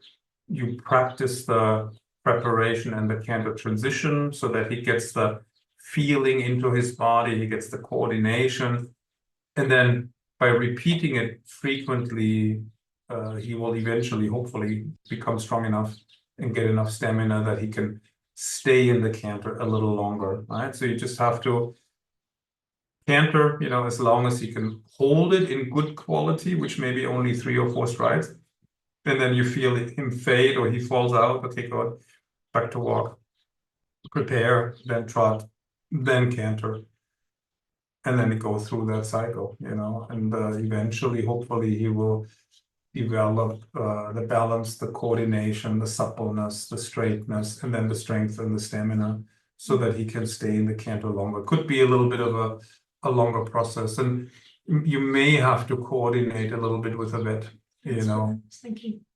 just in case if there is a pelvic injury, you don't want to torture the horse, when he's in pain, right? So you don't want to make it worse if he's at a point where you still should back off. It depends on where he is in the rehab phase. Make sure he's fit enough to canter, so let the vet clear him. Make sure there's no reason not to canter. And then it's balance, suppleness, strength, stamina, but he has to be sound enough, healthy enough to do it. Sometimes it could be a pain memory too, that the horse drops out because they think it will hurt, not because it actually hurts, but I would always err on the side of making sure before saying, no, you need to do this, or even encouraging doing it nicely. Come on, let's do it again, try again, because horses are often so generous, they will do it even if it hurts. I don't want to make the horse worse, right? I don't want to hurt the horse. So you need to make sure that there's not something still going on before you do it. Yeah, exactly. And you may have to, I don't know, have x-rays taken or have the horse palpated by an osteopath or ultrasound, exactly, depending on the nature of the injury. But with injuries, I would always coordinate with a vet or an osteopath or a chiropractor, whoever, whatever the nature of the injury is. So that you can ride the horse in good conscience and ask him to try and canter in good conscience.